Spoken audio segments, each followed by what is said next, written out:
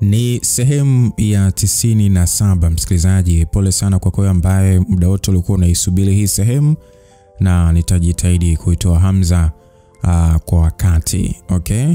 Ninaamini uweze ukaniacha, tutaendelea kuwa wote na hatimaye tutafika mwisho mwa hii simulizi nzuri kabisa. Na tulipofikia ni patam zaidi na zaidi na zaidi.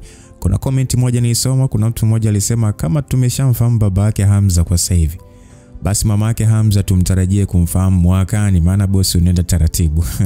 Hapana, nitajitahidi sana na huenda mpaka kuja kufika mwaka huu mwishoni, huenda hata simulizi ya Hamza itakuwa imeshaisha.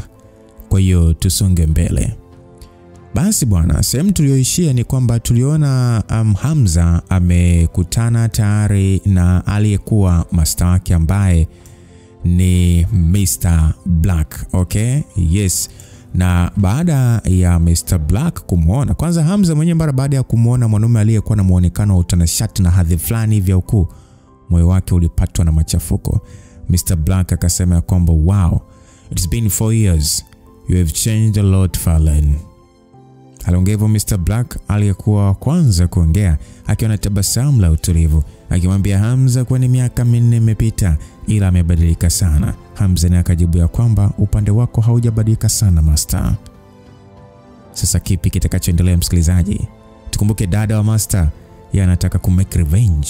Langu jina ni Lucas Lumbas. Naam, katika moja ya magereza ya ardhi, yani magereza ya ardhini, kuta na nguzo za gereza hilo zilikuwa na mwanga hafifu mno wa rangi ya manjano.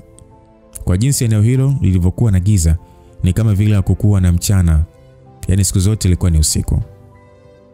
Basi kuna sauti ya kuumiza masikio ilisikika wakati mlango mzito wa chuma ulipofunguliwa kwa juu. Pale pale sauti za mawimbi ya baharini, milio ya ndege wa baharini na upepo mwingi wa bahari ziliingia kwenye gereza hilo la ardhini, bila kusahau mwanga wa jua ulioweza kugusa ngozi moja kwa moja ndani ya eneo hilo la giza.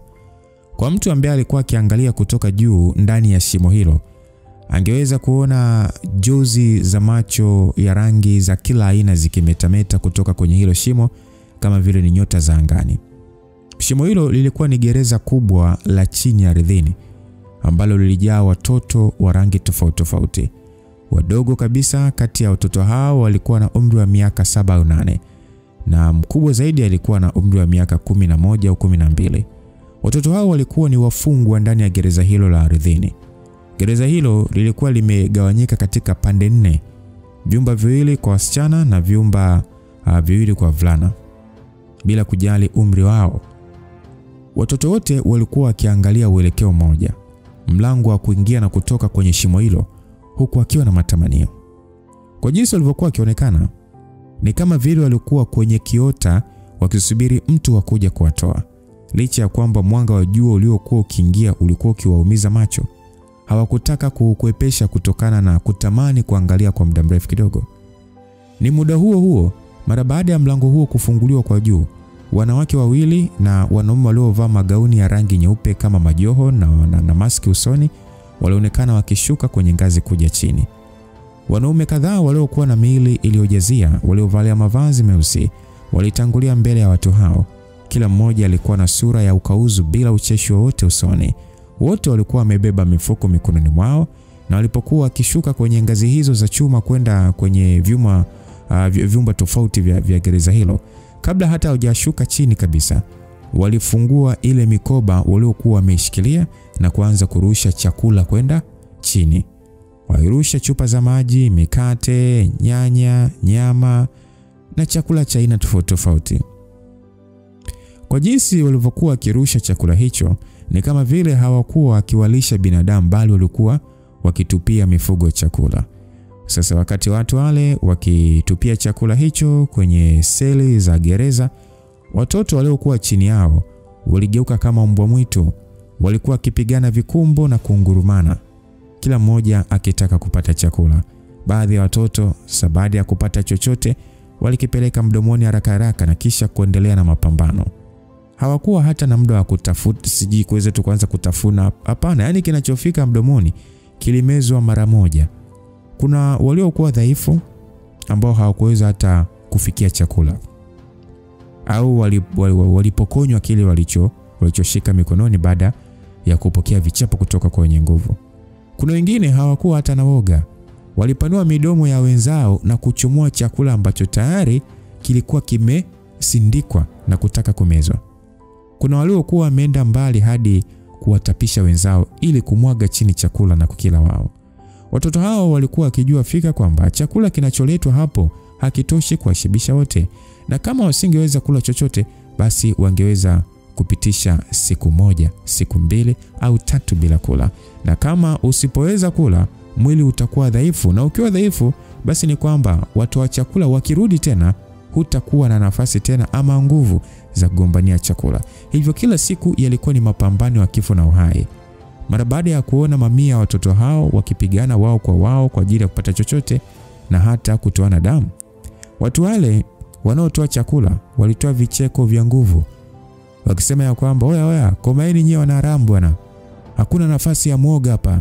Kama hutaki kufa njaa, kama hutaki kugeuka kuwa maiti, hakikisha unampiga mwenzako bila huruma mpaka dondoke chini. Mara baada ya kauli hiyo, haikuchukua muda mrefu, kilichoweza kusikika ndani ya gereza hilo la ardhini kilikuwa ni vilio tu, mayowe na harufu ya damu. Haikuchukua muda mrefu, makelele mengi ya vilio yaliweza kusikika kwa kila selo za gereza hilo. Baadhi ya masikio ya watoto hao yalikuwa yameng'atwa na wenzao, wengine pua zao zilikuwa zimeng'atwa, na wengine walikuwa na miguu iliyovunjika. Watoto wengi na wengi zaidi waliumia, na ni wale waliokuwa na nguvu pekee, bahati na mbinu za kuishi waliosalimika. Watu wale waliokuwa wakilisha watoto hao walijikuta wakizidi kucheka kwa nguvu. Walionekana kufurahia kuona namna ambavyo watoto hao wanapigana na kumizana. Katikati ya machafuko na makelele hayo, kwenye selo ya watoto wa kiume kulikuwa na mtoto mwenye nywele nyeusi zilizochanguka na ngozi ya kuchanganya rangi. Kijana huyo mdogo bwana alikuwa ameegemea ukuta wa selo hizo na hakuonekana kabisa kugombania chakula kama ilivyokuwa kwa wenzake. Kijana huyo alikuwa ni kimya mno, kama vile kila kitu kilichokuwa kikiendelea hapo hakikuwa kimuhusu. Macho yake yote yalikuwa yameweka umakini kwenye selo nyingine ambayo ilikuwa ni ya kujitegemea, ya mtu mmoja au wawili hivi. Kwenye selo hiyo iliyokuwa kama kibanda cha chuma, kulikuwa na msichana mdogo ambaye alikuwa akionekana kuwa katika umri wa miaka 7 au 8 hivi. Mtoto huyo alikuwa na nywele za rangi ya fedha na zilikuwa za kipekee sana kuliko watoto wote waliokuwa ndani ya eneo hilo. Alikuwa na ngozi nyeupe ya kupauka kama theluji hivi mwili mzima. Msichana huyo alikuwa amejikunyata kwenye selo hiyo kama vile alikuwa amekufa. Sakafu ya selo yake ilikuwa imejaa damu na baadhi ya nyama mbichi zilizotapakaa na kutoa harufu. Watu wale waliokuwa wamevalia mavazi meupe walikuwa wamefika hapo kwa ajili yake pekee. Mara baada ya selo ya mtoto yule kufunguliwa, mwanaume aliyekuwa amevalia koti la rangi nyeupe kama la kidaktari alisogea huko akiwa ameshikilia fimbo fulani hivi nyeusi ya umeme na kuanza kumgusa nayo kwa namna ya kumshtua na shoti. Basi akaanza kusema ya kwamba Sali, umelala? Ni muda wa kuamka bana, tumekuletea chakula kwa ajili ya kula. Anaongea bwana yule tena kwa lugha ya Kiingereza. Msichana huyo aliyeitwa kwa jina la Sali bado alikuwa yupo vile vile amejikunyata. Bwana yule alijikuta akiwa hana jinsi na kusogea karibu zaidi na kuendelea kumuita Sali. Ghafla tu Sali aliyekuwa amelala alifumbua macho yake. Sekunde moja baadaye macho yake yalikuwa na wekundu kama damu akimwangalia bwana huyo. Alifyatuka kama chui aliyekuwa akimtega swala na kumkaba bwana yule shingo yake na kisha akamng'ata kwa nguvu kwenye mashavu yake. Bwana yule alijikuta akitoa kelele wa hofu na kujali atajiumiza mwenyewe au la, kwani pale pale kupitia ile fimbo yake alimpiga shoti Sali kwenye mgongo wake. Msichana yule mdogo Sali alishakutoa miguno ya maumivu, lakini hakuliachia shavu la yule mtu. Mwanamke aliyeambatana na yule aliyekuwa akishambuliwa mara moja alitoa bunduki ya sindano za dawa na kisha kumfyatulia Sali sindano iliyomchoma kwenye shingo yake.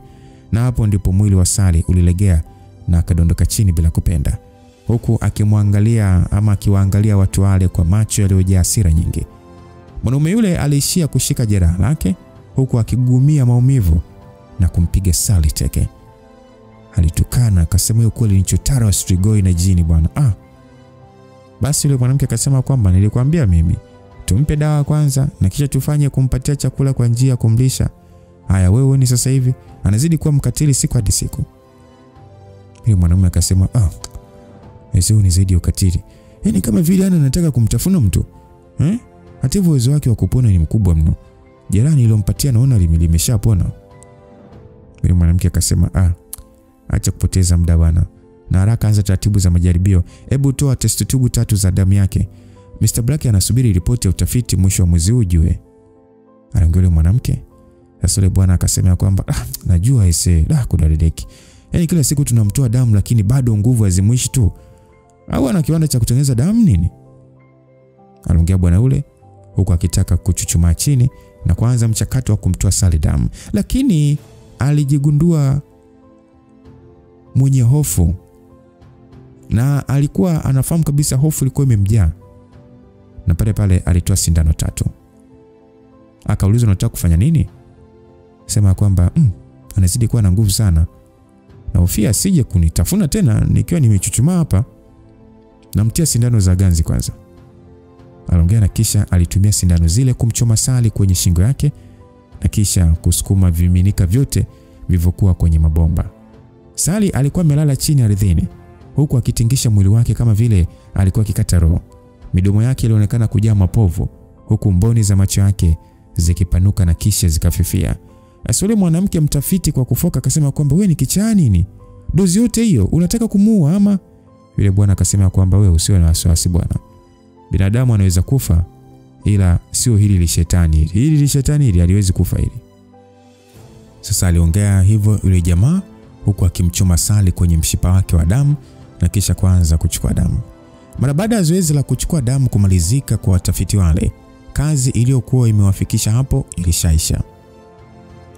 Sasa yule mwanamke aliingiza mkono kwenye mfuko na kisha akatoa ini la ng'ombe ambalo halijapikwa na kulitupia kwenye sakafu. Sasa akaulizwa kwamba unataka tumpe hilo ini linalonuka? Ni zuri kwake kweli? Yule mwanamke akajibu ya kwamba ana njaa huyo bwana. Hivyo atakula chochote afu sitoshe ni muda wa kuongeza kiasi cha damu tunachochukua. Haitakuwa mbaya hata tukimpatia damu ya ng'ombe siku nyingine. Jamaa akasema ila haitakuwa vizuri bwana. Tujui nguvu zake zote zilivyo.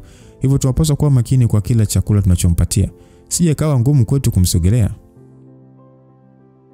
Msikilizaji, watafiti wale waliendelea kuongea huku wakianza mchakato wa kutoka kwenye gereza hilo la shimo, wakifuatiwa nyuma na wanaume wale wenye mavazi meusi. Dakika chache mbele, mlango wa chuma wa gereza hilo ulifungwa na eneo lote la ndani likageuka giza kwa mara nyingine. Dakika chache baadaye, msichana mdogo Sally aliamka kutoka kwenye ganzi. Alishia kuinua kichwa chake na kukutanisha macho yake na kijana mdogo aliyekuwa pembeni yake kwenye selo nyingine iliyotenganishwa na chuma. Kulikuwa na hali fulani hivi kama ya wasiwasi katika macho ya Sally. Alikuwa ameshagundua tokea muda mrefu kijana huyo alikuwa akimwangalia kwa namna isiyo ya kawaida. Watoto wengine walikuwa wakimwogopa kwa sababu alikuwa ni kama zimwi, ila kwa kijana huyo pekee hakuonekana kumwogopa. Ukweli ni kwamba Sally hakuwahi kusikia, yani hakuwahi kusikika akiongea kwa ufupi yani. Yaani kuongea hivi hakuwahi kusikika akiongea. Kwa hiyo watoto hao waliona pengine hakuwa akiongea lugha yoyote ya kibinadamu. Sally aliangalia nyama ya ini iliyokuwa na damu kwenye sakafu. Alishia kunyosha mkono wake na kuishika huku akikunja uso wake kutokana na nyama hiyo kutoa harufu kali.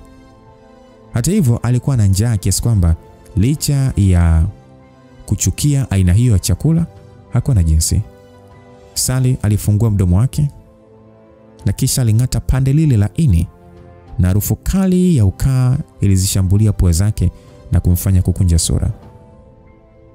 Watoto waliokuwa karibu na selo yake, mara baada ya kuona kitendo kile cha Sally kula nyama mbichi, walizidi kujawa na hofu na hawakuthubutu kabisa kumwangalia usoni.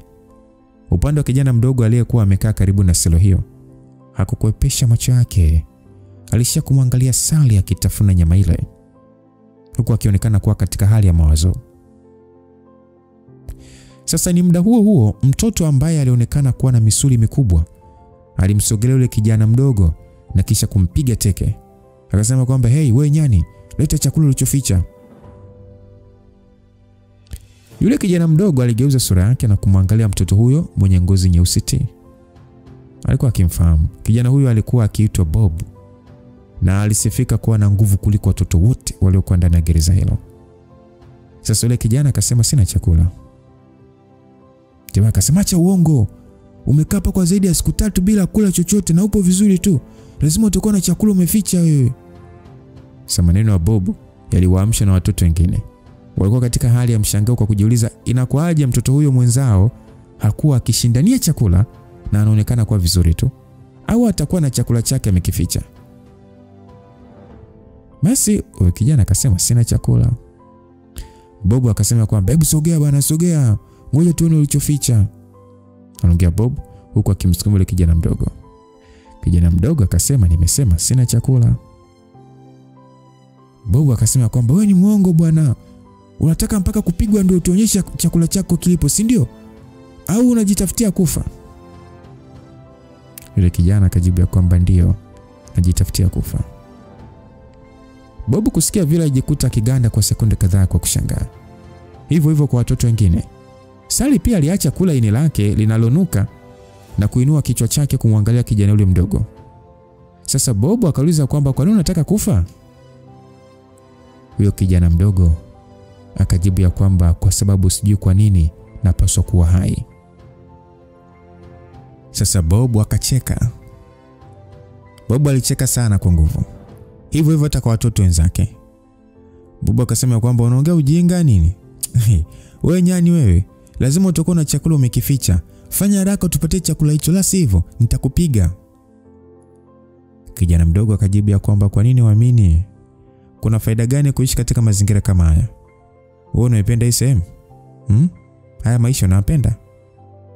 Bob akasema kwamba, "Bwana, sitaki kuendelea kusikia ujinga wako. Haraka leta chakula au nitakupiga nikuue." Kijana yule alionekana kutokujali kabisa vitisho vya Bob na alishia kuinamisha kichwa chake chini. Bob mara baada ya kuona vile, pale pale alianza kumpiga mateke kijana yule. Akasema, "Simama wewe nyani, simama na uvue nguo zako, simama. Lazima kuna kitu umeficha wewe." Kijana yule alipigwa kiasi kwamba alipigiza kichwa chake kwenye ukuta na kumfanya atokwe na damu kwenye paji la uso. Lakini Bob hakujali. Mara baada ya kuona kijana huyo hataki kuvua nguo zake, aliendelea kumpiga. Akasema, "Wewe nyani, paka mkubwa wewe. Nitakupiga mpaka unite baba, pumbavu. Toa chakula, toa chakula, toa chakula, toa." Bob alimpiga kijana huyo kwa ngumi na mateke na kumtoa damu nyingi. Hakuna mtoto yeyote eneo hilo aliyejaribu kuingilia. Isitoshe, Bob alikuwa ndiye mwenye nguvu kuliko watoto wote kwenye selo hiyo. Hivyo hakuna aliyetaka kuwa na ugomvi naye. Isitoshe, kwao kifo cha mwenzao ni sherehe ya kupunguza wingi wa watu kugombania chakula. Hivyo alitamani kuona kijana huyo akipigwa mpaka kufa. Bob alishia kucheka kwa nguvu huku akiendelea kumpiga yule kijana mdogo kwa kuona hakuwa akileta ukinzani. Bob akasema kwamba, "Takataka wewe, kwa sababu unataka kufa, nitakupatia kifo kwanza na kisha nitakusachi." Aliongea hivyo bwana. Lakini sasa ile anataka kuendelea kumpiga kijana yule, ghafla alimuona kijana mdogo akiinua kichwa chake huku akimwangalia kwa macho makali. Bob alijikuta akishikwa na hofu huku akisema kwamba, "Unathubutu vipi kuniangalia na macho makali? Ngoja nikuue sasa." Bwana we, sekunde anataka kumpiga teke, mguu wake ulishikwa na kijana yule. Yule kijana aliunguruma kwa hasira nyingi na alisimama pale pale na kumpiga Bob mpaka akamdondosha chini. Mara baada ya kumdondosha chini, alimkalia juu ya kiuno chake na kuanza kumvurumishia ngumi mfululizo kwenye kichwa chake na sura.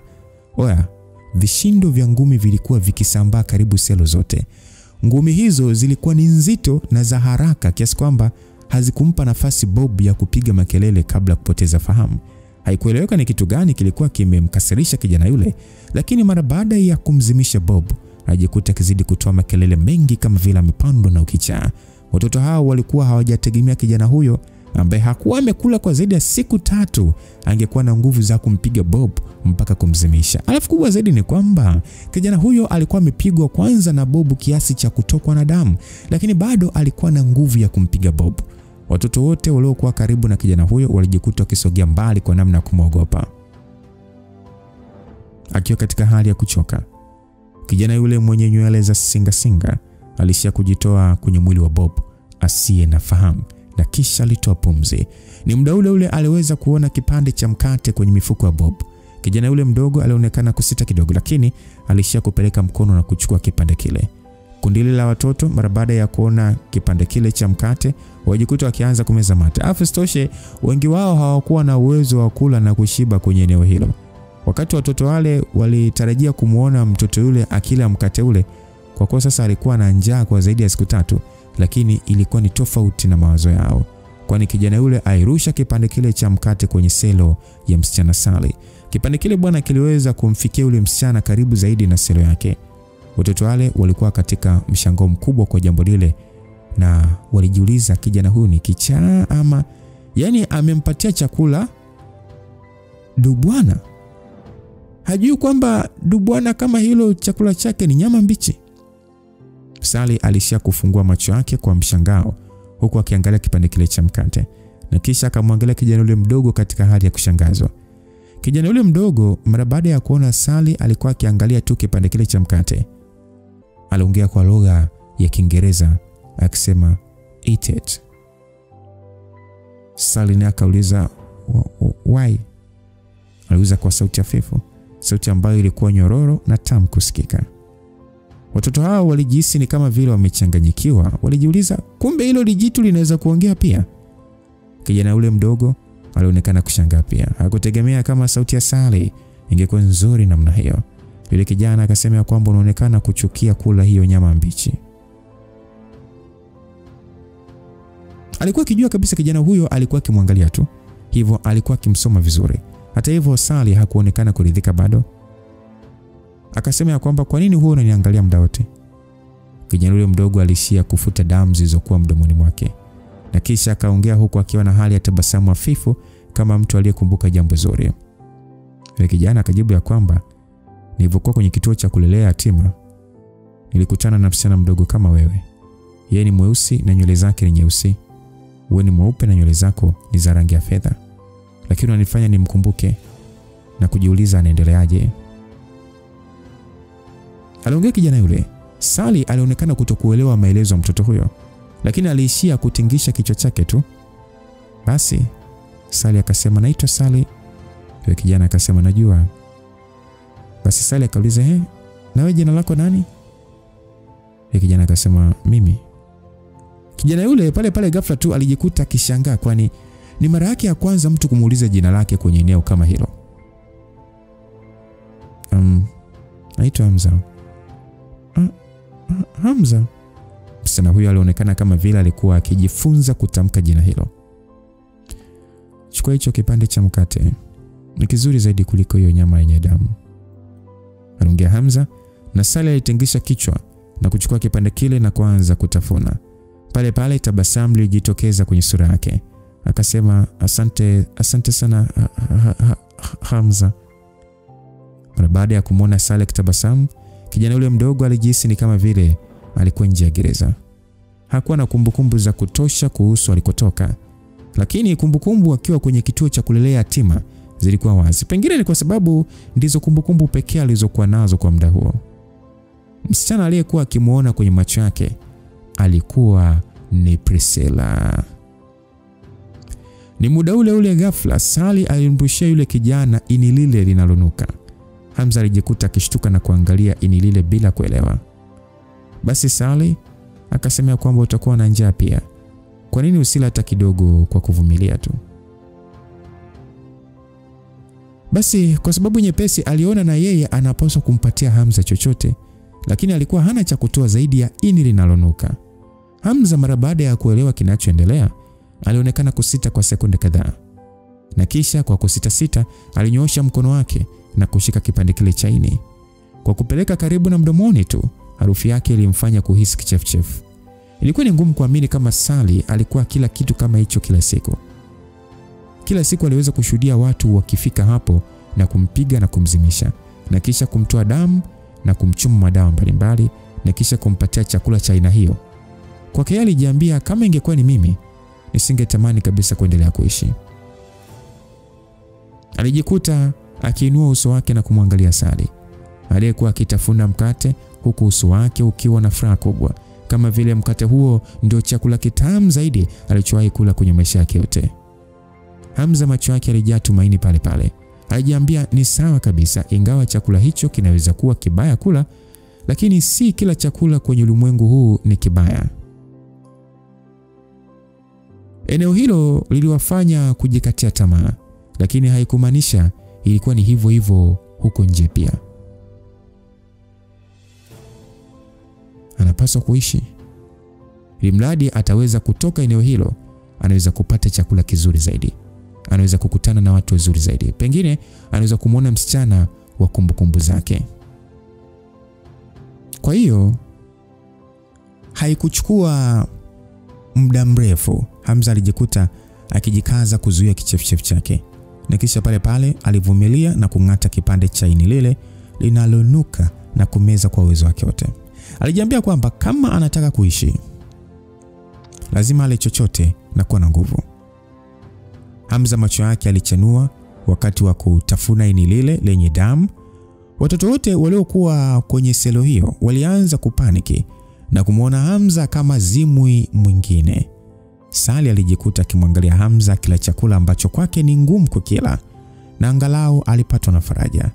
Hatimaye siku ikapita, wiki ikapita, na pengine mwezi. Siku na siku zikapita. Mazoea kati ya Sally na Hamza yaliongezeka. Hamza hakuwa yule wa kukaa chini tu, sasa alipigania chakula.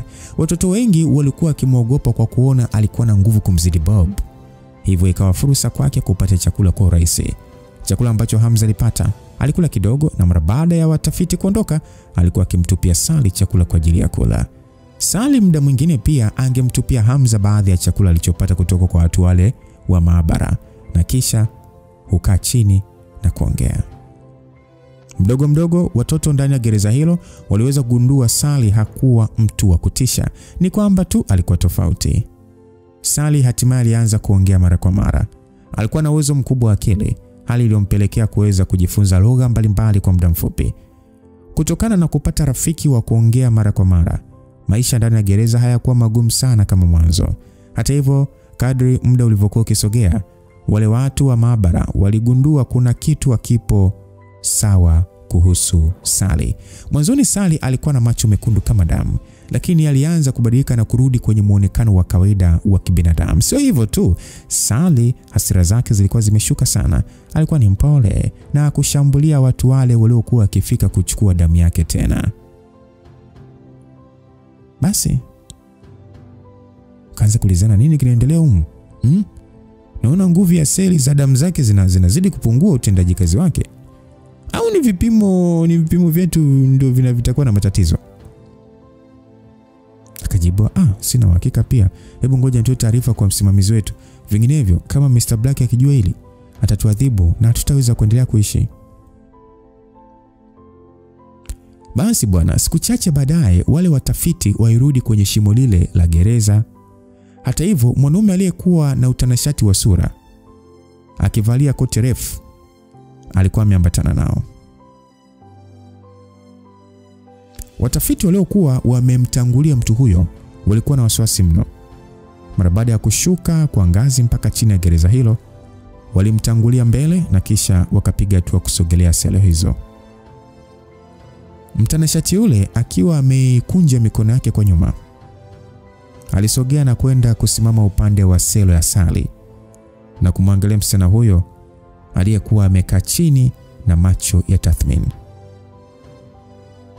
Basi yule mtafiti akasema kwamba Lord Black, look at her eyes. Aliongea mtafiti akimwambia bwana huyo aliyeitwa Black kuangalia macho yake. Mr. Black alishia kuinua kichwa chake akimzuia asiendelee kuongea. Akasema kwamba unaje kuongea, anaweza kuona kila kitu. Mr. Black macho yake alianza kuzunguka kwa namna ya kukagua eneo linalozunguka selo ya Sally, na macho yake akatua kwa Hamza ambaye alikuwa amekaa kwenye kona. Akauliza kwamba vipi kuhusu haya madoa ya kumwagika kwa damu hapa? Aliuliza hivyo. Watafiti wale walionekana kutokuwa na majibu na walishia kuangalia tu. Ilikuwa ndio mara yao ya kwanza kugundua kuhusu damu hiyo. Basi akasema ya kwamba mnashindwa kugundua, kuna mtu anabadilishana chakula na Sally? Aliongea hivyo. Watafiti wale walijikuta wakishangaa. Walikuwa na imani kwamba watoto hao wote walikuwa wakimwogopa Sally. Inakuaje waanze kubadilishana naye chakula? Mr. Black alinua kidole chake na kumlenga Hamza pale alipo.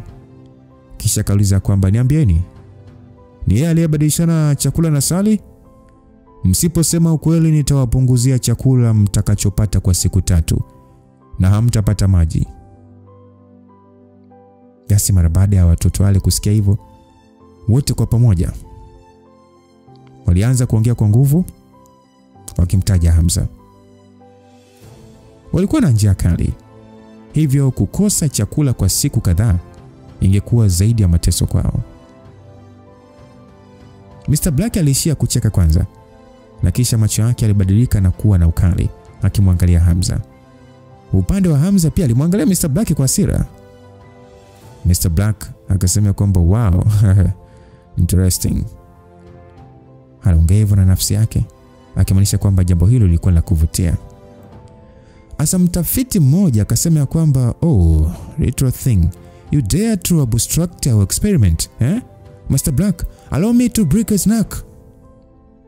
Aliongea mtafiti mmoja akimaanisha kwamba apewe ruhusa kumvunja Hamza shingo. Hata hivyo Mr. Black alishia kunyosha mkono wake na kumzuia. Mr. Black akasema kwamba the principle for mutual competition has always been applied here. Only the strong survive. Are you trying to break the rules of the old ones? Aliongea akimaanisha kwamba kanuni ya ushindani wa pande zote ndio inayotumika mahali hapo, na wale wenye nguvu ndio wanaonusurika. Akamuuliza kama anataka kuvunja sheria hiyo ya old ones.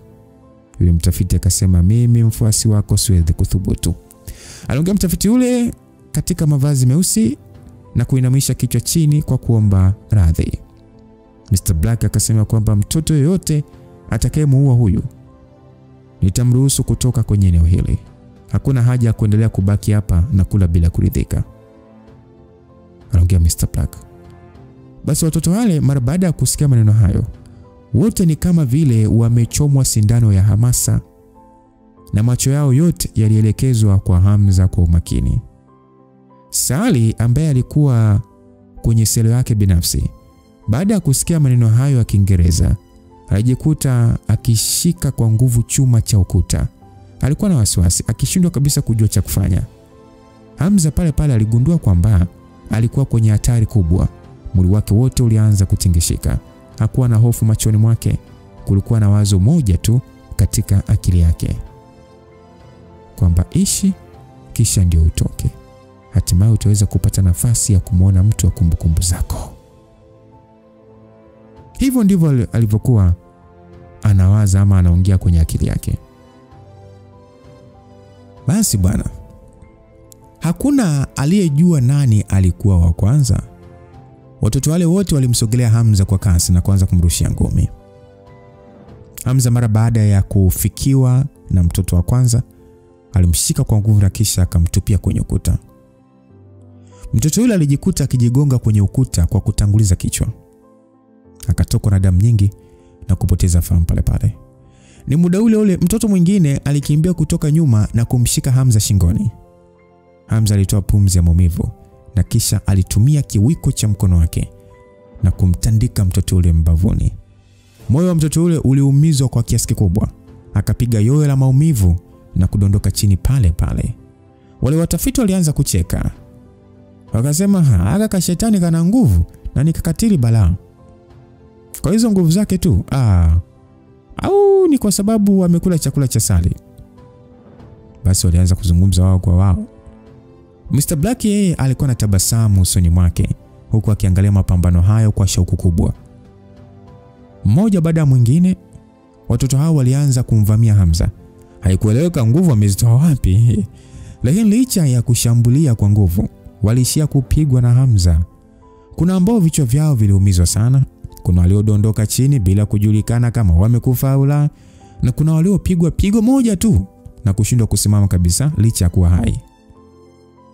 Mr. Black mdaule aliweza kuona kwamba watoto wengine walikuwa kimhofia Hamza na kushindwa kumshambulia. Basi akaamua kusema kwamba watoto nisikilizeni. Tofauti na kumshambulia moja moja, shambulieni wote kwa pamoja na mumuue. Basi watoto hao mara baada ya kuambiwa hivyo, walijiona wanaweza kufanya hivyo. Walikuwa na lengo moja tu, kumdondosha chini na kisha kumshambulia kwa kasi. Pale kundi la watoto waliokuwa na miili mikubwa walimzingira Hamza na kuanza kumshambulia kutoka pande zote. Walikuwa wengi na walishambulia kwa wakati mmoja na kumfanya Hamza ndani ya sekunde chache tu kuanza kupatwa na majeraha. Sekunde nyingine mbele alidondoshwa chini na mtoto na watoto hao na kuanza kushambuliwa kwa kasi. Alishia kushika kichwa chake tu kwa namna ya kujikunyata huku akivumilia maumivu makali ya kupigwa na hao watoto. Basi watoto wale ni kama vile walikuwa wamepandwa na ukichaa. Pale ambapo walikuwa kisikia sauti ya kill him, kill him, basi na wakaanza kupiga makelele huku wakimpiga kwa nguvu. Hawakujua kwa nini walitaka kumuua Hamza. Pengine si kwa sababu tu ya kutaka kutoka kwenye gereza hilo, bali ni hasira walizokuwa nazo kwa kufungiwa kwa muda mrefu. Hamza uwezo wake wa kuhimili ufahamu ulizidi kupungua. Alianza kuona nyota. Mwili wake ulikuwa katika maumivu makali kiasi kwamba alitamani kifo kimkute. Basi ghafla sauti ilisikika ikiita Hamza, Hamza unaweza kushinda, usikate tamaa Hamza. Sauti anayojua iliingia kwenye ngoma za masikio yake. Wakati wa kupigwa, Sally alishindwa kuvumilia tena na kupiga makelele akimtaka Hamza kusimama. Basi akajikuta akiongea Sally. Jina hilo lizifikia fikra zake, lakini katika macho yake alikuwa katika hali ya kuchanganyikiwa. Alikuwa akiona picha za mwanamke ama wanawake wawili kwa wakati mmoja, akishindwa kujua yupi ni Sally. Hamza akasema hapana, siwezi kufa. Hamza kujua nguvu alikuwa amezitolea wapi, lakini ghafla tu alitoa kelele wa nguvu mno na pale akashika mguu mmoja wa mtoto wa kizungu kisha akaungata kwa nguvu na meno yake. Mtoto yule alijikuta akipiga ukelele wa juu mno kutokana na maumivu na haraka akarudi nyuma. Ghafla Hamza aligeuka kuwa kama simba. Hakusimama bali alianza kutambaa na kusaka miguu inayompiga kisha akaanza kuingata. Alikuwa ni kama mnyama mkali aliyekuwa huru ghafla na hakujali kilichokuwa mbele yake. Kwake ilikuwa ni kungata tu. Licha ya watoto kuendelea kumpiga kila walipopata nafasi, alihakikisha anashikilia fahamu yake na kuendelea kungata. Baada ya raundi mbili za kupiga na kungata, aliweza kutafuna masikio ya watoto wawili na kuyanyofoa kabisa. Sio hivyo tu, aliweza kungoa kipande cha nyama kwenye kigimbi cha mguu wa mtoto mmoja na damu nyingi zikaanza kumwagika. Watoto wengine mara baada ya kuona ukatili huo wa kinyama walianza kumhofia na kusogea mbali. Hakuna aliyeweza kumsogelea Hamza ambaye sasa alikuwa ni kama kichaa. Mwili wake wote ulikuwa umejaa damu. Hamza aliunguruma kama simba kwa nguvu kubwa huku akizunguka pande zote kuhakikisha hakuna anayemsogelea. Jambo hilo lilizidi kuogopesha watoto wale. Kwa ufupi msikilizaji, watoto wale hawakumuona Hamza kama mtu tena, bali walimuona ni kama jitu la kutisha, zimu kama sio zimu, ni zimu sio zimu, shetani sio shetani, katili sio katili.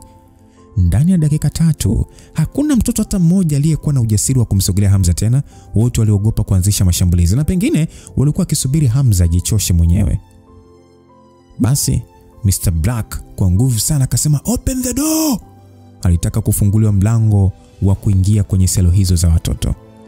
Mtafiti mmoja aliyekuwa amevaa nguo nyeusi alishangaa, lakini haraka haraka hakusita na kufungua mlango. Mr. Black alitembea ndani ya selo hilo na kufika mbele ya Hamza. Mara baada ya kuona mtoto huyo ambaye alikuwa na makovu mengi pamoja na majeraha na alikuwa akijitahidi kusimama, alishia kutoa tabasamu. Hamza macho yake alianza kujaa maji. Uono wake ulianza kuingia ukungu na akashindwa kabisa kujua nani alikuwa mbele yake. Mara baada ya kuhisi kuna mtu alikuwa akimsogelea, kama chui aliyejitega juu ya mti, alianza kukimbia kwa kutumia mikono na miguu na akamrukia mtu ule. Basi mtafiti aliyevalia mavazi meusi mara baada ya kuona Hamza anataka kumshambulia Mr. Black, haraka alitaka kumzuia, lakini alizuiliwa na Mr. Black. Mr. Black alishia kukishika kichwa cha Hamza kwa mikono yake kwa nguvu, akizuia meno yake yasimfikie, huku kwa wakati mmoja akishindwa kujizuia na kucheka kwa nguvu. Basi Mr. Black akasema ya kwamba mtoto wa simba ni wa simba tu, kwa sababu hakuna aliyekuua, nitatoka na wewe.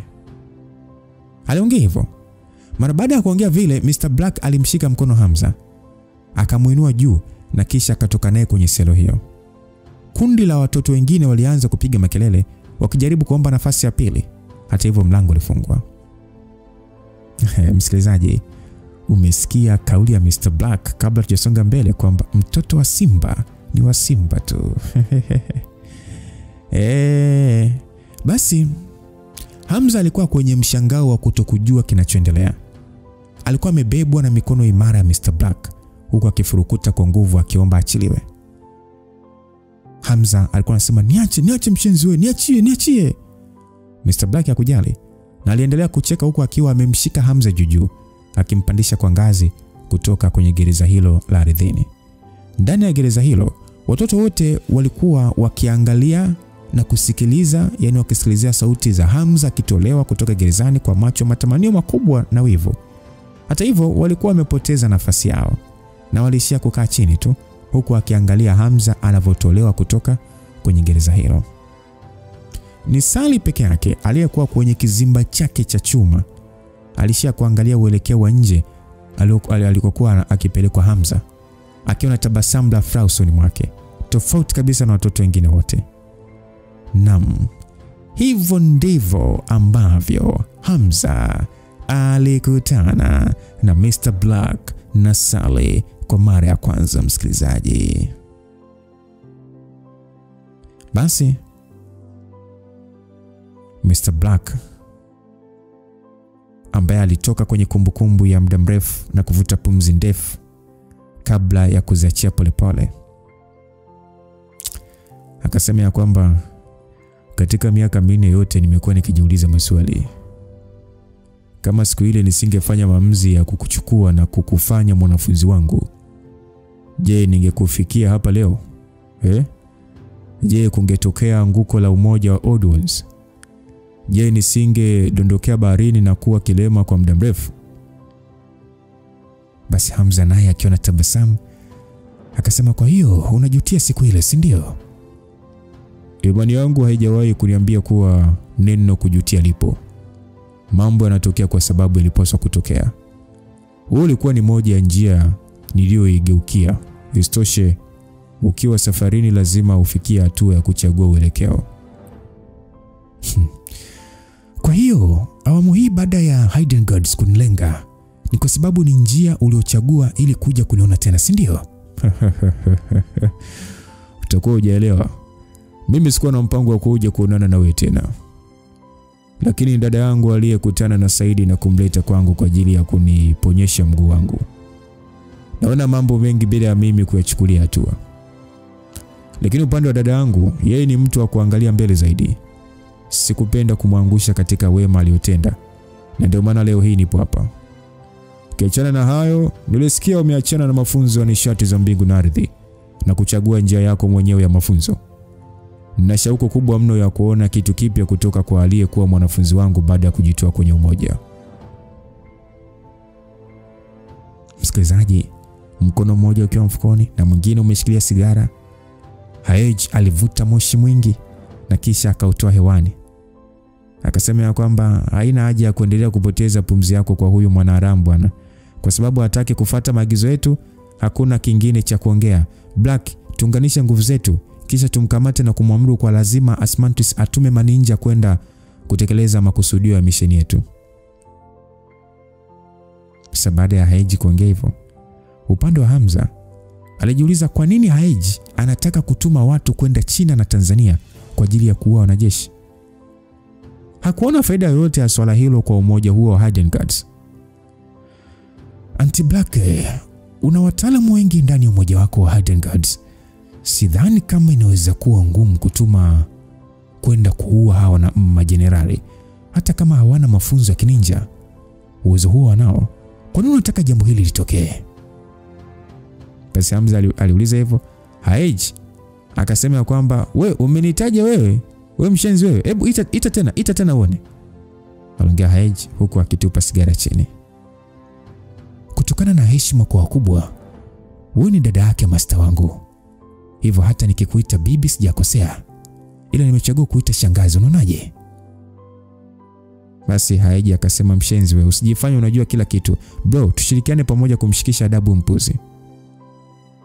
Aliongea Haiji, hatibu Mr. Black alimzuia. Akasema kwamba haina haja ya kushambulia kwa pamoja bado. Nataka kuona uwezo wangu wa nishati ulipofikia baada ya miaka 4 ya mafunzo. Basi Haiji akasema kwamba basi sawa, ila tu kwa makini. Aliongea Haiji kwa kutokujiamini kidogo. Ghafla tu umbo la Mr. Black lilipotea. Na kufumba na kufumbua, alikuwa amepiga hatua zaidi ya 20 na kusimama eneo la katikati ya kambi hiyo. Akasema njoo sasa hivi nitakuita Hamza. Hebu nionyeshe ni mafunzo gani umejifunza na kuachana na mbinu ya ufunuo wa maji. Basi bwana Hamza alisha kuvuta pumzi kwanza. Alikumbuka mara ya mwisho kupigana na Mr. Black ilikuwa ni kwenye moja ya visiwa vidogo visivyo na watu. Lakini tofauti na wakati ule, awamu hii Mr. Black alionekana kuwa katika utulivu mkubwa. Mpiganaji pale ambapo ataishinda tamaa, ni rahisi kwake kuwa na uwezo mkubwa. Hatua muhimu zaidi kwa mpiganaji ni kushinda pepo la ndani, na hatimaye ndipo uwezo huongezeka kwa spidi kubwa. Kwa hiyo Hamza aliweza kuhisi kabisa tangu mara ya mwisho alipopigana na Mr. Black, uwezo wake ulikuwa umeongezeka kwa kiwango kikubwa. Alihisi kwamba sasa anakaribia mwisho wa daraja la nafsi mkandamizo wa ukamilifu. Isitoshe, Mr. Black alikuwa na kipaji kikubwa mno cha kuvuna nishati. Kwa mafanikio aliyokuwa nayo, halikuwa swala la kushangaza sana. Hata hivyo Hamza hakuhisi hofu yoyote wala pressure kwenye moyo wake. Badala yake alikuwa amehamasika kwa kiasi kikubwa. Kwa sababu kama angeachana na mafunzo ya nishati ya mbingu na ardhi, basi angekuwa kwenye level sawa na Mr. Black. Awamu hii alikuwa amepata fursa ya kuchagua mafunzo yake mwenyewe na kushindana na ile iliyokuwa akijifunza mwanzo. Kwa lugha nyepesi, Hamza alitaka kupambanua ili kujua ipi ni njia bora, ile aliyojifunza awali ama hii mpya aliyoichagua. Ni sana wewe hapo umezaliwa, umekuta wazazi wako wana dini fulani, lakini ukaamini ya kwamba kama watu mbalimbali wana dini tofauti, basi ukute hata hao wazazi wangu waliamua kuchagua dini ni wao kwa maamuzi yao wenyewe. Hebu ngoja na mimi niangalie dini ambayo naona kwangu itanifaa ama dhehebu ambalo itafaa. Ndivyo alivyofanya Hamza. Sasa hakuna jambo linalomfurahisha mpiganaji kuliko mapigano ya wenyewe kwa wenyewe. Hamza akasema ya kwamba katika vita yetu ya miaka 4 iliyopita tuliongozwa na vinyongo na uwajibikaji wa mambo mengi. Leo hii tuweke kila kitu kando na tupigane bila nguvu ya uadui kama wapiganaji safi tu. Mr. Black kwa kicheka akasema ya kwamba hicho ndicho nilichokuwa nikifikiria pia. Basi Hamza alitingisha kichwa na kisha akapiga hatua 2 mbele. Alikuwa umbali wa mita 10 kutoka alipo Mr. Black. Upepo mwingi ulikuwa kivoma na karibu wanajeshi wote wa Hidden Guards walikuwa wameizingira kambi hiyo bila hata mmoja kusogea. Eliza na Roda walikuwa nyuma yao, wakiangalia kutoka mbali kwa macho yaliyojaa wasiwasi mkubwa. Hasa upande wa Haiji alishia kuwasha sigara nyingine na kuvuta moshi huku akiangalia juu angani katika hali ya kutafakari. Mara baada ya dakika 2 za kupimana, hatimaye wawili hao walianza kushambuliana. Wote waliweka pumzi zao katika hali ya upiganaji wa kawaida. Kisha walianzishana mashambulizi. Kila hatua aliyokanyaga Hamza, ardhi iliyokuwa chini yake ilikuwa ikitingishika kama vile alikuwa ni mtu mwenye uzito mkubwa. Upande wa Mr. Black alikuwa ni kama upepo wa kisulisuli. Alisambaza msisimko mkubwa wa kinishati huku miguu yake ikiwa ni kama haikuwa ikigusa ardhi kabisa. Hamza pale alianzisha kwa kurusha ngumi aliyoiunganisha na nguvu ya kusudi. Kila msuli kwenye mwili wake ulikuwa katika usawa na kumfanya atumie kiwango sahihi cha nishati ya mbingu na ardhi. Ulikuwa ni mtanange kati ya mtu aliyevuna nishati za mbingu na ardhi na kuzihifadhi mwilini mwake na Hamza ambaye hakuvuna bali alikuwa na uwezo wa kutumia nishati hizo kwa njia ya kusudio. Ngumi ile aliyoirusha ilionekana kuwa ya kawaida, lakini ilikuwa na mkandamizo mkubwa wa nguvu kiasi cha kupeperusha majani ya miti mingi iliyokuwa chini. Mr. Black ni muda ule aligundua kwamba licha ya ngumi ya Hamza kuonekana nyepesi kama ya mtoto anayefukuza ndege, ilikuwa imebeba maajabu yake. Engo ya ngumi ile na spidi yake ilikuwa ya kipekee kiasi cha kumfanya kushindwa kuikwepa hiyo ngumi kwa urahisi. Hata hivyo, alikuwa katika utulivu wake. Mwili wake wote ulikuwa umezingirwa na nishati ya ulinzi. Basi Mr. Black kwa sauti ya juu kabisa akasema kwamba ukiwa mkuu wa nishati ya mbingu isiyo na mwisho. Aliongea hivyo kama vile alikuwa akinuia jambo fulani hivi. Hamza pale aliweza kuona nishati za mwili wa Mr. Black zikipitia mkandamizo wa hali ya juu na kumfanya ashindwe kujizuia kukunja sura. Nishati hiyo ilikuwa mara kadhaa zaidi ya ile aliyokuwa nayo mwanzo. Kwa lugha nyepesi, ni kama uwezo wake ulikuwa umejificha. Sasa mara baada ya Hamza kuona jambo hilo la kuongezeka kwa nguvu za Mr. Black, alijikuta akishangaa. Alikuwa akielewa sana hiyo hali ya uwezo wa kinishati ilitokana na muunganiko wa stadi mbalimbali za mafunzo mapigano kutoka kwenye kambi tofauti duniani. Mbinu hiyo ya kujifunza stadi mbalimbali humwezesha mpiganaji kuimarisha nguvu zake za kiroho kwa kiasi kikubwa, na matokeo yake nishati za mbingu na ardhi hujikusanya kwa wingi kwa mvunaji na kumfanya kuwa na uwezo mkubwa wa kushambulia na kujilinda. Hamza alishawahi kusikia kuwa Mr. Black alijifunzia sehemu ya mafunzo yake ndani ya bara la Afrika. Hivyo pia uwezo wake ulikuwa na muunganiko wa mbinu nyingi, ikiwemo mbinu ya sanaa ya kiganja cha mkono. Hivyo ukijumlisha mafunzo ya nishati ya ufunuo wa maji aliyopata kutoka kwa mwalimu wake Shakyamuni na mbinu mbalimbali za mafunzo alizojifunza kwa juhudi zake mwenyewe, unaweza kusema alikuwa na mafunzo ya kila aina ya mapigano kutoka kwenye kambi zote za ulimwengu. Ingawa alisemekana Shakyamuni sio mpiganaji bali ni mtu aliyebobea katika mafunzo ya nishati za mbingu, haikuwazuia wanafunzi wake kutokujifunza mbinu za ziada. Katika ulimwengu wa sanaa za mapigano na mafunzo ya nishati za mbingu na ardhi, kama kila njia au mbinu unaweza kuigeuza kuwa na jawabu moja, basi matokeo yanakuwa yale yale ya nguvu kubwa ya kiroho, na hatimaye uwezo wako unakuwa ni mkubwa wa kinishati. Kwa hiyo haijalishi ni mbinu gani unajifunza au ni ngapi unatumia, kikubwa ni je, unapata matokeo sawa? Sasa muda huo mkono wa Mr. Black ulikuwa ni kama ubao mpana unaotaka kumfunika Hamza. Hamza licha ya kujaribu kutumia nishati za mbingu na ardhi kumshambulia Mr. Black, nguvu zake zile za kusudio ziliweza kusambaratishwa na nguvu kubwa ya nishati za mbingu na ardhi zilizokuwa zimemzingira. Hata hivyo, uwezo wa Hamza wa kutumia nishati bado ulikuwa ni mkubwa. Hivyo licha ya kwamba alishindwa kuvunja ulinzi wa Mr. Black, bado alimpa changamoto kiasi. Mr. Black alipiga sarakasi moja kurudi nyuma na miguu yake haikutua kabisa chini. Ilikuwa ni kama vile anarushwa kwenda hewani, na aliposhuka chini alikuwa ametengeneza mbinu mpya ya kimashambulizi. Mbinu ya kanyagio la wingu ilikuwa na faida ya kukopa nguvu za ziada za kinishati na kuongeza uzito wa shambulizi. Hivyo Hamza mara baada ya kuletewa shambulizi hilo alishindwa kulikwepa kwa wakati na alijikuta mikono yake na eneo la taa ya kugongwa. Mwili wake ulishindwa kuhimili nguvu hiyo na kurudishwa nyuma hatua kadhaa.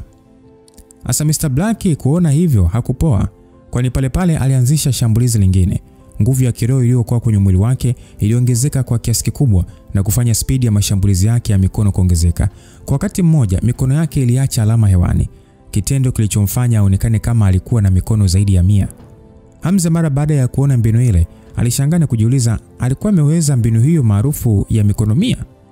Hata hivyo hakuwa na muda wa kutosha wa kushangazwa na jambo hilo, kwani pale alikuwa kwenye hali ama kwenye hatari ya kupokea shambulizi lingine la mkono. Kila pigo la mkono lilikuwa kama la jitu kubwa. Upepo uliokuwa ukijitokeza kutokana na shambulizi hilo la kiganja ulitosha kubeba watu kadhaa na kuwarusha mbali. Basi vishindo vizito vya nguvu vilisikika na zilikuwa ni za nishati yani vilikuwa ni kama vikigongana chini ya ardhi na kufanya vumbi jingi kuamka. Kwa macho makali aliyokuwa nayo, Hamza aliweza kwa kiasi fulani hivi kukinga mashambulizi hayo. Hata hivyo shambulizi hilo lilikuwa na nguvu kiasi kwamba mikono yake ilianza kumuuma. Hamza alijiambia kama angekuwa mwanajeshi wa kawaida tu katika level ya umakilifu, mkono wake ungekuwa umesambaratika mara moja kwa kupangua shambulizi hilo tu.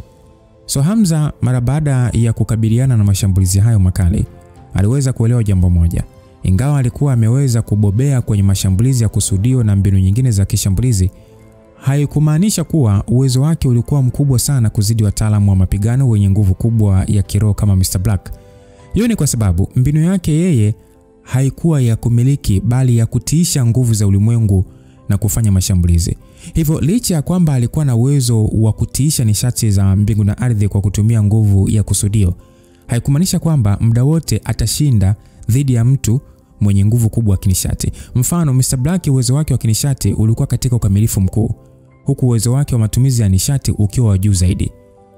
Ni sana kusema kwamba inawezekana mbinu yako inaweza kuwa kubwa au yenye nguvu, lakini bado hujafikia katika ile nguvu inayostahili kuweza kushinda mtu mwenye maarifa ya nishati kwa namna ya kuvuna katika level ya ukamilifu mkuu.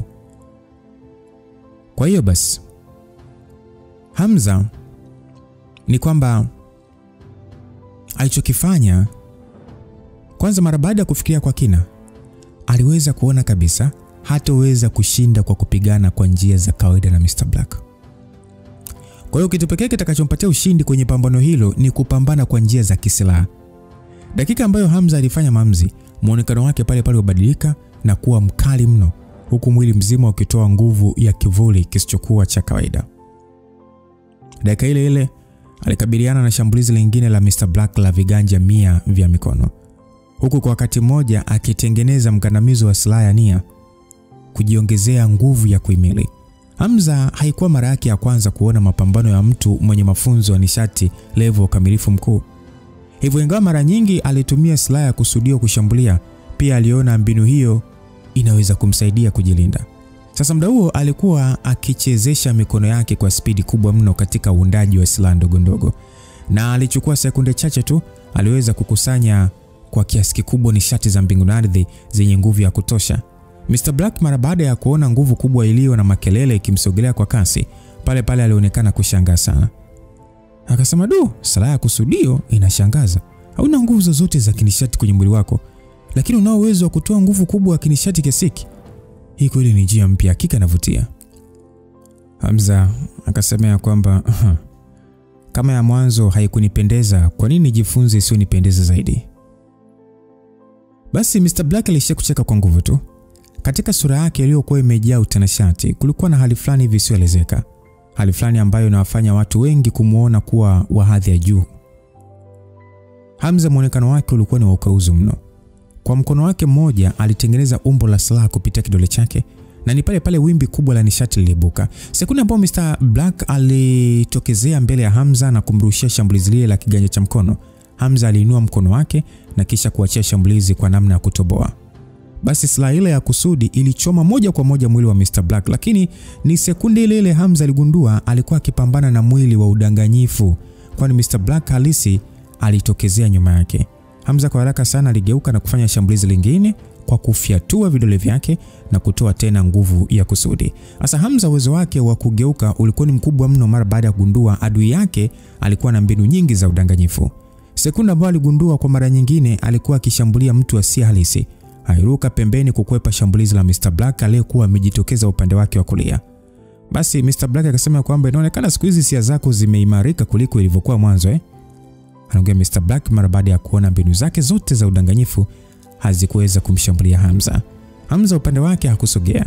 Aliishia kusimama kwenye eneo moja akiendelea kuangalia kwa umakini mwili wa Mr. Black uliokuwa ukitokea na kupotea kwa lengo la kumzingira, ni kama kumzingira hivi. Basi Hamza naye akasema kwamba unaonekana pia kujifunza zaidi ya ilivyokuwa mwanzo.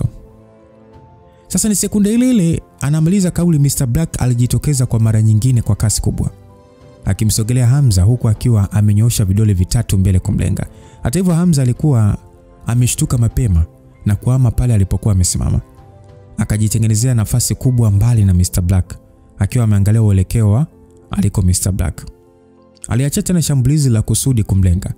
Mr. Black mara baada ya kugundua mpango wake ulifeli baada ya Hamza kuondoka aliposimama, alibadili miondoko ya mwili wake na tena ni kwa kudunda chini ardhini na kisha kwenda tena angani, akifanikiwa kukwepa shambulizi la Hamza. Hasa upande wa Hamza, baada ya kuona shambulizi lake limefeli, hakusikitika, badala yake alipata hamasa kubwa.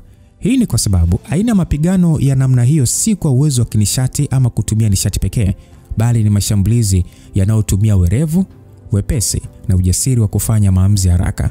Sasa kwa dakika chache tu walizopigana, hakuonekana aliyeweza kumzidi mwenzake. Walionekana kama vile walikuwa wakikimbizana.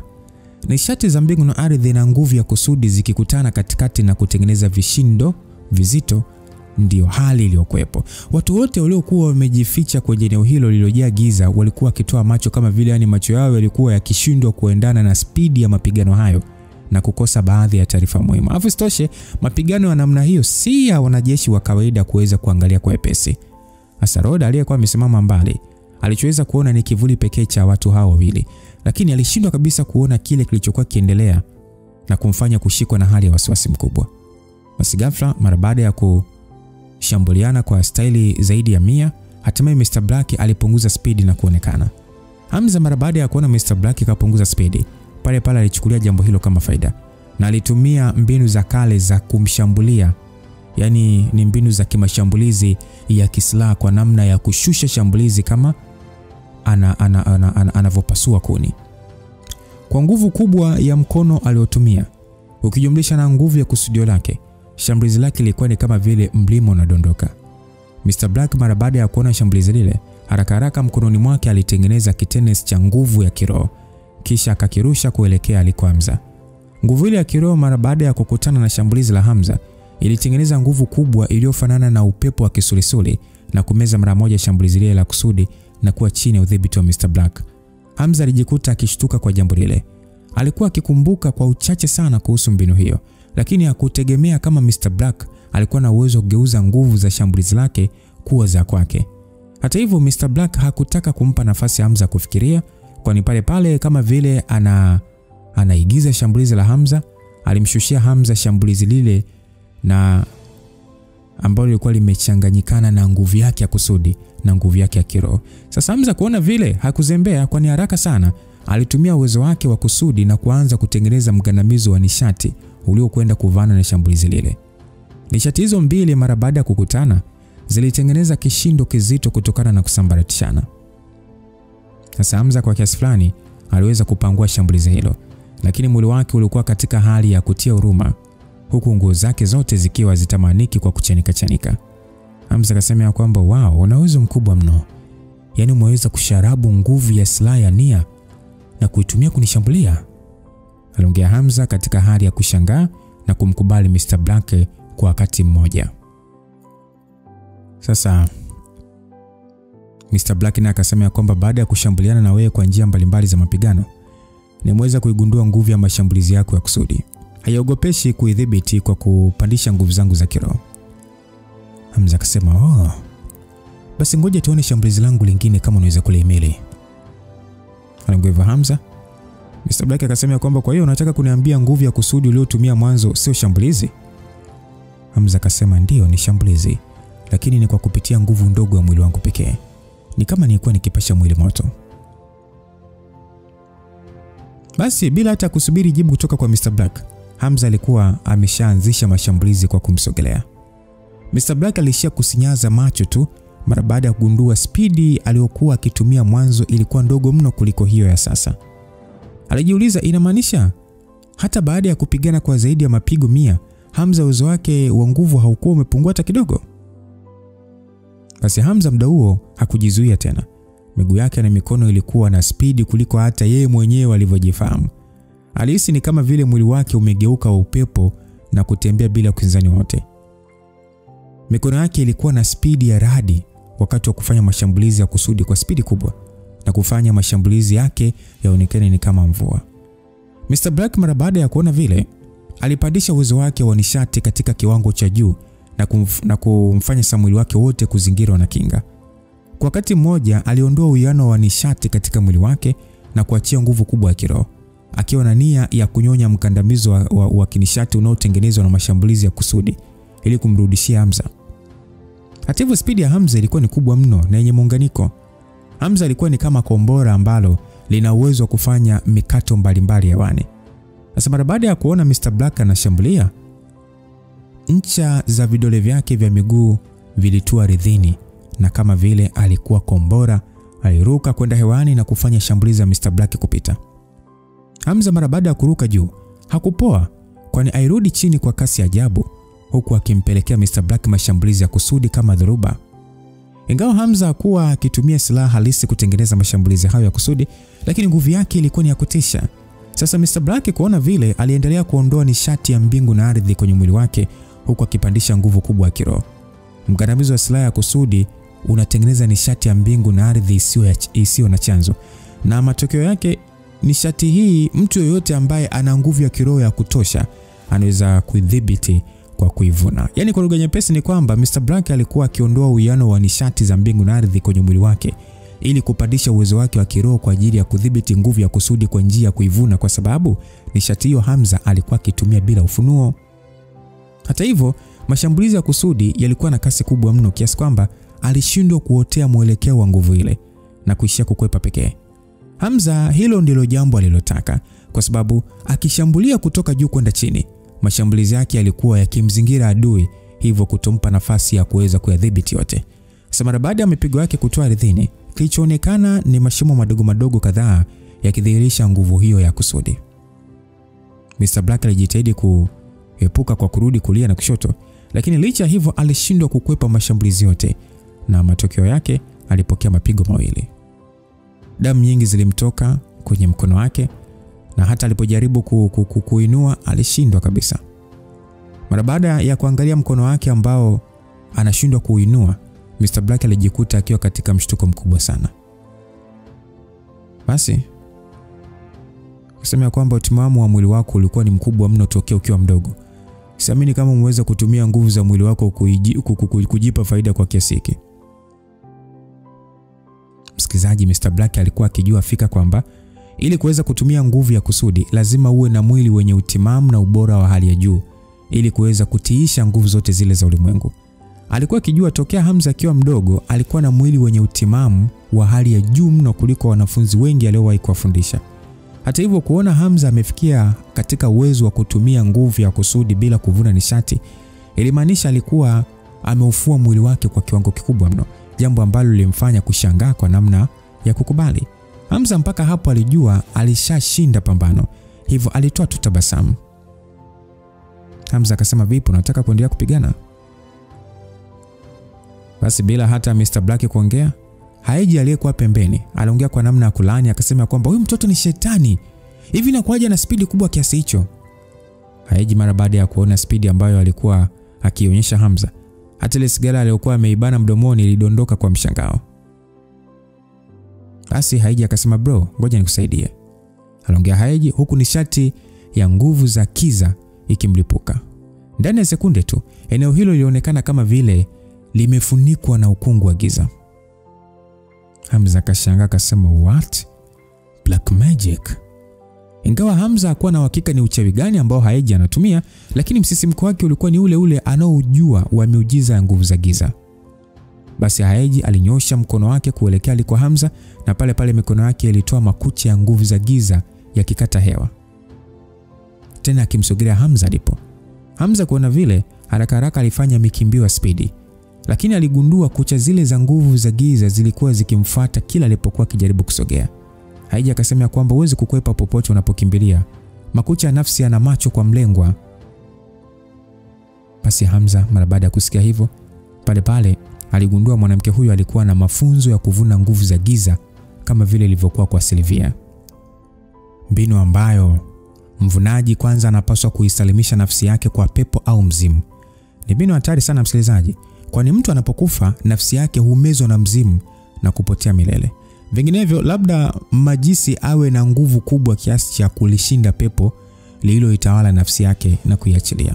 Yaani kwa lugha nyepesi ni kwamba Haeji mafunzo yake ni ya kichawi ambayo huhusisha mbinu ya kuisalimisha nafsi na kutawaliwa na nguvu ya mzimu au pepo ambalo huinua nguvu yake ya kiroho na kumpa uwezo mkubwa wa kutawala elementi za giza za asili.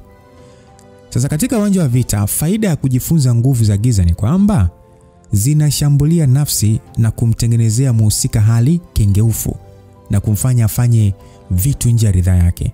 Hivyo haijalishi mtu anaweza kuwa na nguvu kiasi gani kiroho, lazima ana udhaifu tu ambao ni mlango kwa nguvu hizo za giza. Na jambo la hatari zaidi ni kwamba mbinu hiyo ilikuwa na uwezo wa kushambulia haraka mno. Hivyo ili Hamza aweze kushindana na nguvu ya namna hiyo, lazima kwanza awe na nguvu kubwa ya kiroho. Lakini Hamza mafunzo yake hayakuwa ya kiroho kwa sababu hakuwa mvuna nishati. Na ifahamike kwamba ili kuweza kuvuna nishati lazima kwanza uanze kuvuna nguvu za kiroho.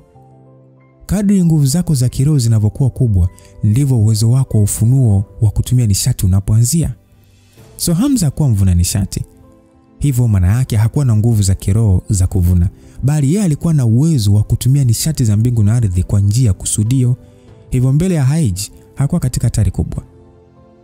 Haraka pale alinuia kwenye nafsi yake na kutengeneza kusudi lililoweza kukusanya nishati za mbingu na ardhi na kujitengenezea kinga kwenye mwili wake. Kisha aligeuka na kukabiliana na makucha yale ya nafsi na shambulizi la kusudi. Licha ya kushambulia makucha yale na shambulizi la nia, hayakukoma kwa sababu chanzo chake ni uhiari wa nafsi. Hivyo ili mradi Haeji haache makusudio yake, mashambulizi hayo ya makucha ya nafsi hayawezi kukoma pia. Hamza muda huo alijiona alikuwa akijiamini kupita kiasi, na matokeo yake aliweza kuguswa na makucha yale na mwili wake wote uliingiwa na hali ya ubaridi mkali. Hata hivyo hakupata madhara. Haeji mara baada ya kuona makucha yake yanashindwa kumletea madhara Hamza, alishia kukunja tu sura na kusema kwamba naona huna nguvu yoyote ya kiroho wala nishati za mbingu na ardhi, lakini una uwezo wa kuhimili makucha yangu ya nafsi. Hamza akasema, hata mimi mwenyewe najishangaa.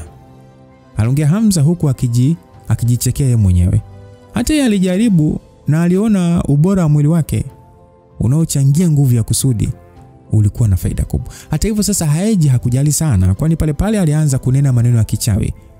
Akanena kwamba nafsi za uovu mliozagaa, enyi pepo vilio chini ya mwezi, itikieni wito wangu.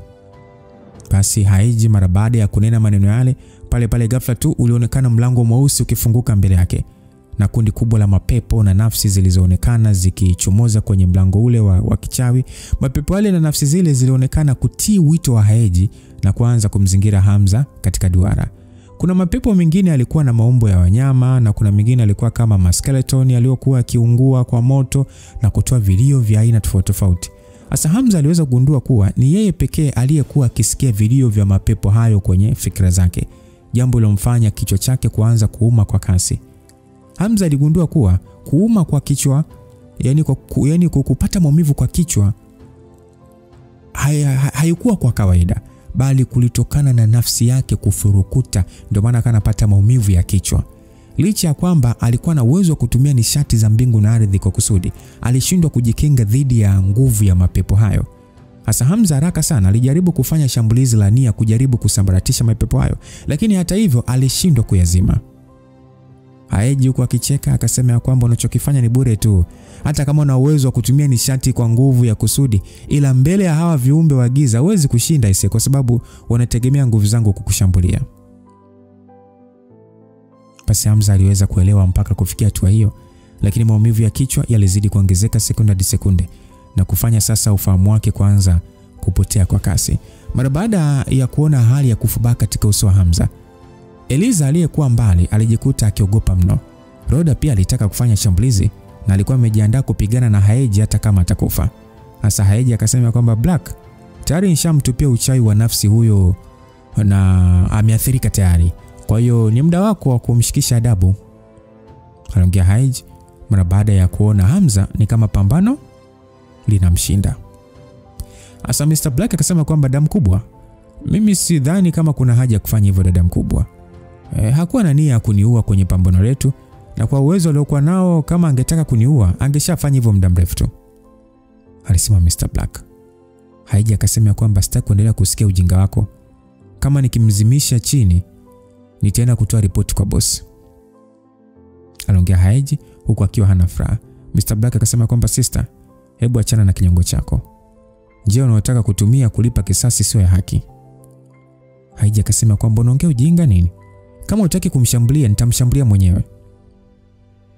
Basi bwana, mara baada ya kuongea vile, Haiji alianza kunena zaidi maneno ya kichawi na kuongeza nguvu zile za giza. Ghafla tu kiwingu kizito cheusi kilijitokeza huku kikichukua umbo la mnyama. Basi akasema kwamba mzimu mmeza nafsi.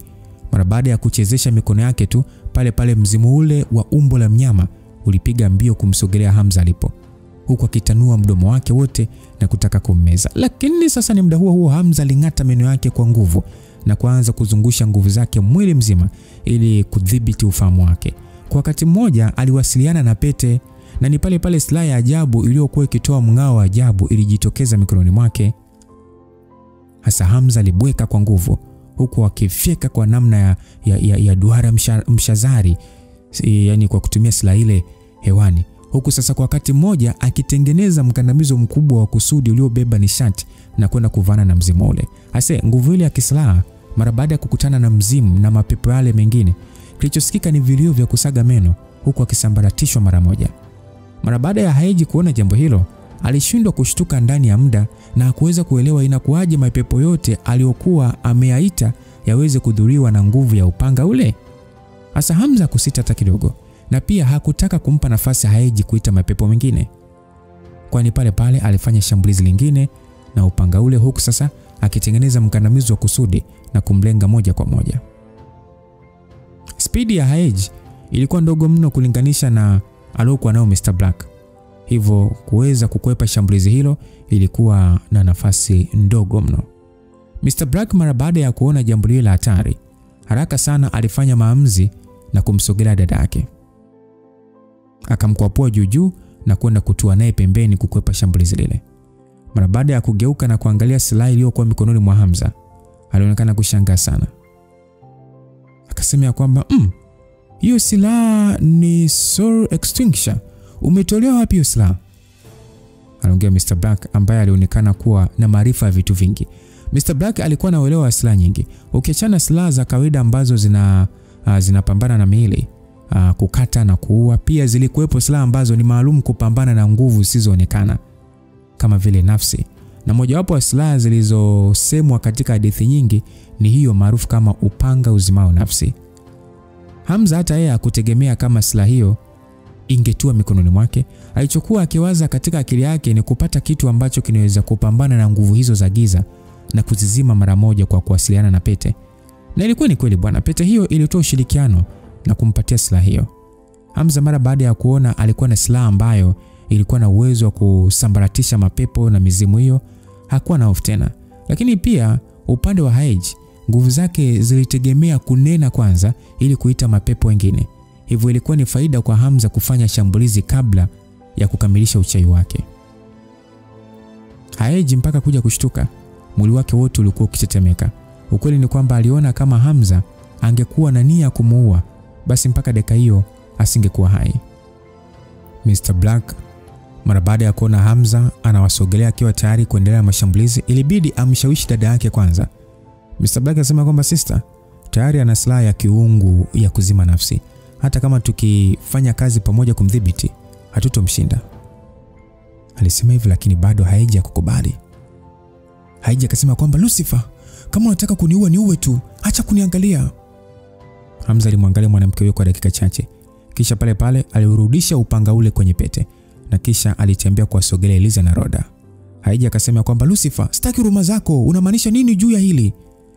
Si kwamba nakuhurumia, ni kwamba tusitaki kukuua. Aliongea hivyo Hamza baada ya kugeuka na kisha akaendelea. Mimi na wewe hatuna ugomvi wote. Sababu pekee ya kunitafuta ni kwa sababu ulitaka kumlipia kisasi mdogo wako. Hata hivyo, vita vyangu na Master miaka 4 iliyopita haikuwa kwa sababu ya chuki, bali ilikuwa ni kwa sababu tulikuwa na imani tofauti. Vita dhidi ya Old Ones si kwa ajili yangu mwenyewe, bali ni kwa ajili ya wenzetu waliopoteza uhai. Kwa hiyo haijalishi nani alikufa, nani yupo hai, ni muda wa kufungua ukurasa mwingine. Kama Master mwenyewe hana nia ya kisasi, kwa nini bado unang'ang'ania? Mara baada ya Haji kusikia kauli hiyo, alijikuta akishindwa kujizuia na kugeuka kumwangalia Mr. Black. Maneno aliyoongea Hamza yalikuwa kifanana kabisa na aliyokuwa amesikia kutoka kwa Mr. Black, na kumfanya mwanamke huyo pasipo hiari kujikuta akiwa katika hali ya ukimya kitafakari. Hamza alishia kuangalia watu hao wa Hidden Gods, kisha akasema kwamba sina uhakika kwa nini mnataka nitume watu kwenda kuua majenerali China pamoja na Tanzania. Lakini naomba niwaambie leo hii kwamba sipendi kutishiwa. Sasa mmebakiwa na machaguo mawili tu. Moja ni kuondoka hapa, pili ni kushindana mimi. Basi bwana, baada ya Hamza kuongea vile, kundi lile la wapiganaji wa Hidden Gods wote walikuwa wameshuhudia nguvu alizokuwa nazo Hamza. Hivyo hakuna aliyekuwa na ujasiri wa kusogea kupigana naye. Walihisi kabisa hata kama wangeweza kupigana wote kwa pamoja, bado huenda wasio na nafasi ya kumpiga Hamza na kumshinda. Kama mtu huyo alikuwa na uwezo wa kumshinda mtu kama Mr. Black, hata kama wangeua wengi, ni ngumu kuzuia mashambulizi yake. Hivyo matokeo yake, wanajeshi hao walimwangalia bosi wao Haji wakitaka kujua msimamo wake. Walikuwa wakifikiria kama bosi wao atawaambia wapigane, basi mbinu pekee ya kushinda ni kukamata wanawake hao wawili na kumfanya Hamza jisalimishe. Haji alishia kuwasha sigara, kisha akavuta pafu la moshi mwingi na kutoa kupitia pua zake. Kisha akasema kwamba Lucifer, chukulia hii ya leo ni kama bahati yako. Brothers retreat. Aliongea Haji huku akimwangalia Hamza kwa macho ya tamaa. Lakini alichotamani asingeweza kukipata. Kundi hilo la wanajeshi mara baada ya kupokea maagizo hayo, walijikuta wakijawa na uweni. Walijua fika kama wangepambana na mtu kama Hamza, ingekuwa ni sawa na kujitoa mwanga tu. Haraka sana wanajeshi hao walisambaratika katika kona za vivuli na kupotelea gizani, wakiwaacha Mr. Black na Haji peke yao. Hamza kushangaa. Labda kama Haji asingekuwa na akili, ni kweli angeendelea kupambana. Hasa Haji akasema kwamba bro, twenzetu. Mr. Black akasema kwamba wewe unaweza kutangulia tu, nataka kuongea na Hamza kwanza. Haji akasema kwamba basi hilo ni juu yako bwana, mimi naondoka. Aliongea Haji kishingo upande, kisha aligeuka na kutoweka eneo hilo. Mr. Black mara baada ya kuona Haji kaondoka, alimgeukia Hamza. Vipi maendeleo ya Salim? Naendelea vizuri tu, ni kwamba tu bado hataki kucheka. Ila kwa sasa ni mwangalizi wa mali zangu. Ana mambo mengi, hivyo yupo busy kuliko mwanzo.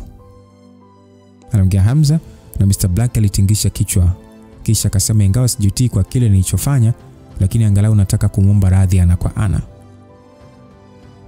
Nadhani itakuwa ni vizuri msipoonana kabisa. Kama Sali akikuona tena, nina wasiwasi anaweza asilale tena. Aliongea Hamza akiwa na tabasamu, na Mr. Black akasema ulichosema ni sahihi. Basi wote walionekana kuwa kimya kwa sekunde kadhaa. Kisha Mr. Black akavunja ukimya. Ingawa uwezo wako sasa sijakufundisha, lakini ninafurahi juu yako, umekuwa bora zaidi. Hamza, inawezekana hatuna wadui, lakini kuna uwezekano tukaendelea kupigana hapo baadaye tena. Na pia unaweza kukutana na matatizo makubwa kuliko mimi. Kwa hiyo ikifikia wakati huo, unapaswa kukumbuka kila kitu hutokea kwa sababu zake. Hivyo kabla ya kuingia kwenye mapambano, fikiria kwa makini. Aliongea Mr. Black, kisha aliinua mkono wake kuelekea angani. Hamza alishia kusinyaza macho yake mara baada ya kuhisi maneno hayo ya master wake yalikuwa yakiashiria jambo fulani. Maneno hayo hayakuwa ya juu tu, bali maana yake ilikuwa ni ya juu mno. Ni kama alikuwa akimuelezea kwamba kuna nguvu kubwa zaidi inayomsubiri njiani, pengine ambayo anauelewa nayo. Hata hivyo Mr. Black hakuwa na mpango wa kuelezea sana. Pengine ni kwa sababu hakutaka kujihusisha na matatizo yake, au pengine hakuwa akielewa nguvu hiyo vizuri. Anyway, nimekuelewa. Safi sana. Kwa leo mimi nimepata jambo jipya kwa namna tulivyopigana. Angalau nimeweza kuelewa jambo jipya kuhusu mafunzo ya nishati. Kuanzia sasa maisha yangu yanakwenda kuwa kama ya korongo juu ya mawingu. Kwa hiyo tutaonana tena. majali wakipenda Kwa hiyo simba mdogo. Mara baada ya kuongea hivyo, Mr. Black alicheka kwa sauti, kisha aligeuka na kuondoka eneo hilo, akipotea kwenye upeo wa macho yao. Asa Hamza alijikuta tu akishangaa mara baada ya kuitwa simba mdogo. Kauli hiyo ni kama alisikia jana. Baada muda mfupi kidogo, Hamza aliishia kuongea, akasema kwamba kwa heri master. Basi Eliza aliyekuwa pembeni alishia kumwemwesa lipsi zake tu, huku akiwa na tabasamu usoni. Habi, nadhani Mr. Black ni mtu mzuri Kwa nini mkafikia tu sasa kupigana mpaka ni kutaka kuuana hapo zamani jamani? Ni story ndefu sana. Siku moja nikipata muda nitakusimulia. Anaongea Hamza aliyetingisha mabega. Ni muda huo, mara tu baada ya kutoka nje ya kambi hiyo, simu yake ilianza kuita baada ya kushika mtandao. Mara baada ya Hamza kupokea, aliweza kusikia sauti ya Reiji upande wa pili. Habi, tumempata Saidi alipo. Oh, ni wapi alipo? Kwenye majengo ya ofisi za Wizara ya Ulinzi. Asmantis ameshafika na watu wa Buffalo na kuzingira maeneo ya karibu.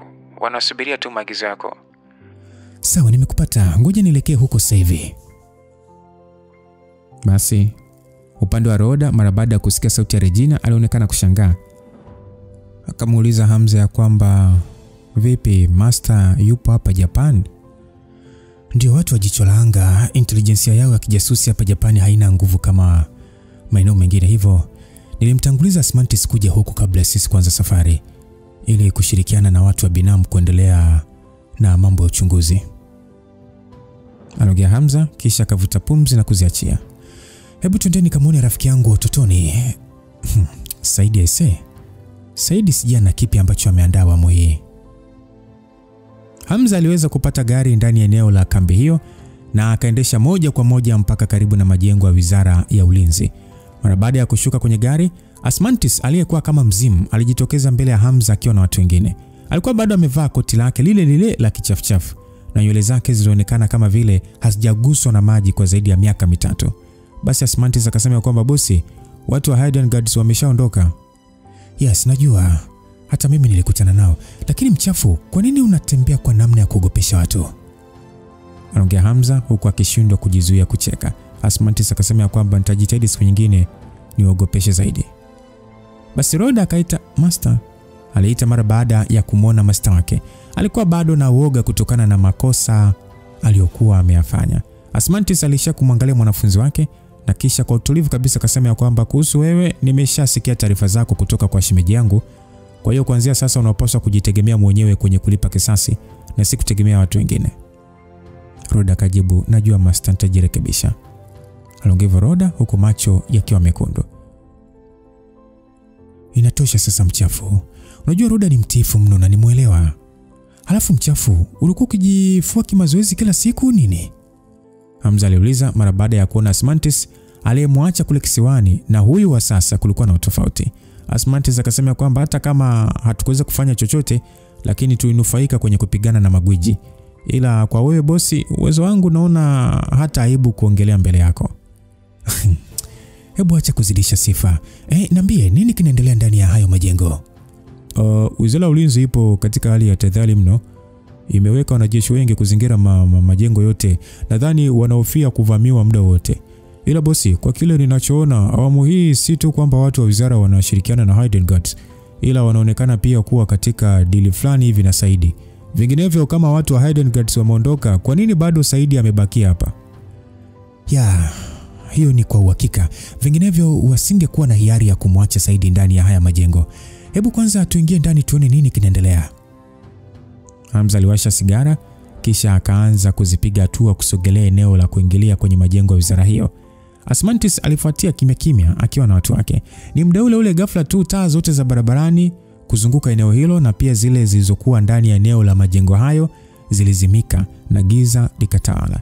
Ni muda huo watu kama 20 hivi waliovalia mavazi meusi walijitokeza kutoka pande zote na kusogelea majengo hayo katika engo tofauti. Majengo hayo yalikuwa na umeme wa dharura. Hivyo licha taa za nje kuzimika, zile za ndani ya majengo zilikuwa zikiwaka. Kawaida muda kama huo asilimia kubwa wafanyakazi waliokuwa wakifanya kazi katika majengo hayo walipaswa kuondoka. Lakini kutokana na Wizara ya Ulinzi kuwa katika hali ya tahadhari kubwa, Wanajeshi wengi waliokuwa na silaha nzito pamoja na wale wenye mafunzo ya kinishati waliimarisha ulinzi wa eneo hilo.